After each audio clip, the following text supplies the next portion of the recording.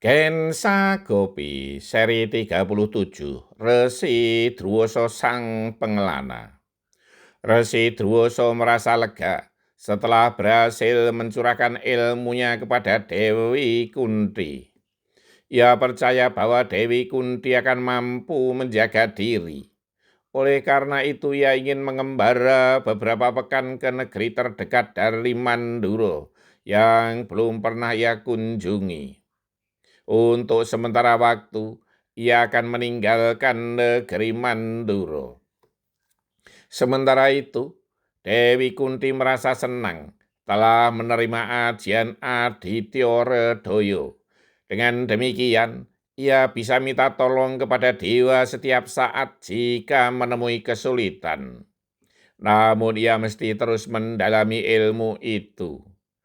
Rapalan mantranya juga tidak sederhana. Ia mesti selalu mengingat-ingat dan menghafal kembali. Sudah sepekan ini, Resi Druwasa tidak mengunjungi Kaputren. Dewi Kunti merasa sepi sendiri. Di pagi hari yang cerah itu, Dewi Kunti baru saja mandi keramas dengan londo merang. Badan terasa segar. Rambut Dewi Kunti yang tebal hitam mengkilat, panjangnya hampir menyentuh tumit bagai mayang mengurai. Agar cepat kering, ia mesti mengeringkan di bawah sinar matahari pagi yang belum menyengat. Di taman belakang Kaputren itu, ada tempat yang nyaman untuk Pepe berjemur di sinar mentari. Ia hanya memakai kain kemben sehabis mandi dan belum berdandan.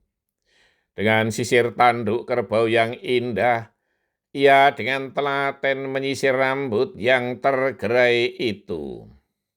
Sambil menikmati hangatnya matahari pagi, Dewi Kunti mencoba menghafal kembali ajian Aditya Redoyo.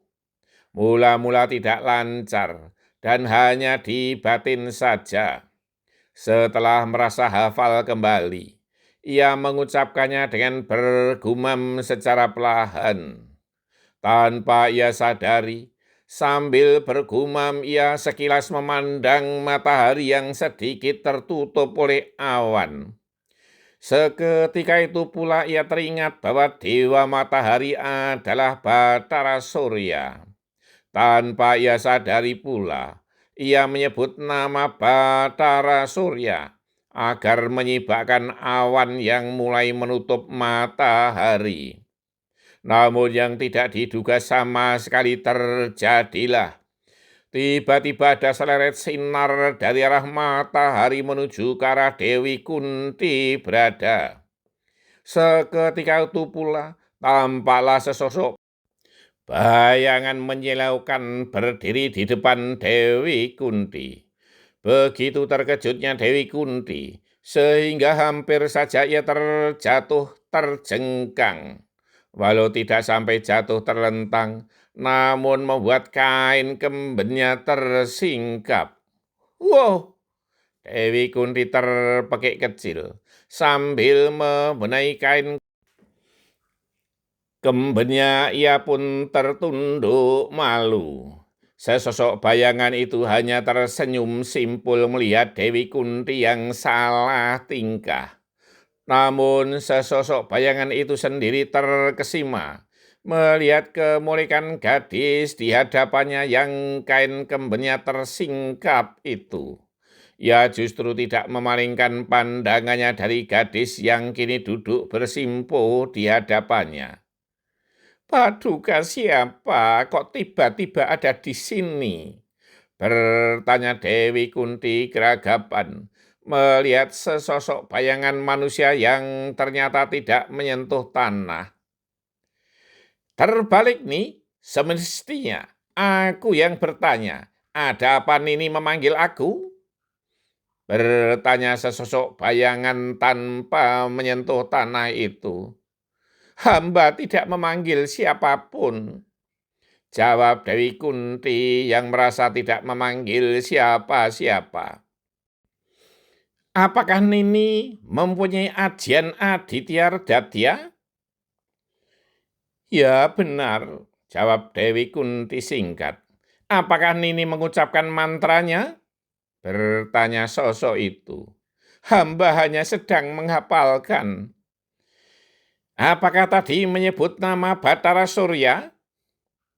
Dewi Kunti diam beberapa saat. Ia memang tidak sengaja menyebut nama Batara Surya ketika memandang matahari. Bagaimana nih? Ia mengulangi pertanyaannya.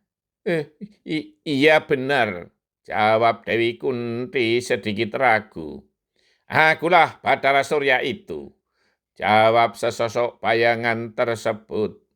Dewi Kunti dengan perasaan takut memohon maaf dan menghaturkan sembah. Bersambung. Janganlah mencoba-coba hal yang belum jelas benar. Nanti bisa berbahaya. Terima kasih, matur nuwun.